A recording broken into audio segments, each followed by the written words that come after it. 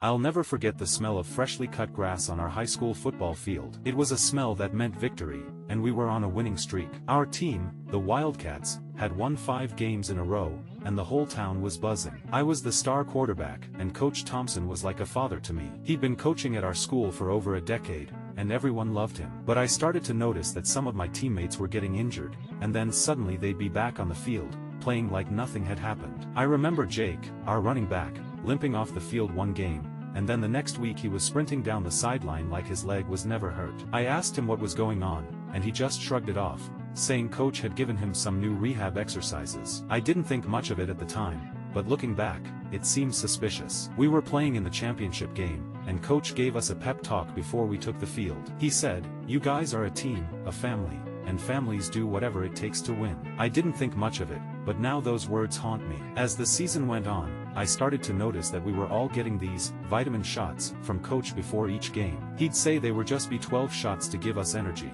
but I saw the labels on the bottles, and they said, experimental, not for human consumption. I felt a knot in my stomach, but I pushed it aside, thinking I was just being paranoid. But then I saw coach arguing with a guy in a suit, and I overheard them talking about the program and the cost. The guy in the suit said, "You're playing with fire, coach, and it's going to cost $10,000 per player to keep them on the program." Coach just nodded and said, "It's worth it, we're going all the way this year." That's when it clicked. We were being doped, and I was a part of it. I felt like I'd been punched in the gut, and I didn't know what to do. I started to notice all these little things, like how our coach would always be with us, even when we were getting medical treatment. I confronted coach, and he just told me to trust him, that I didn't understand what was going on. I said, "I understand that you're giving us experimental drugs, coach, and it's not right." He just looked at me, his eyes cold, and said, "You're either with us, or you're against us." The championship game was the next day, and I knew I had to make a choice. I decided to sit out, to not play, and it felt like my heart was being ripped out. As I watched my teammates take the field,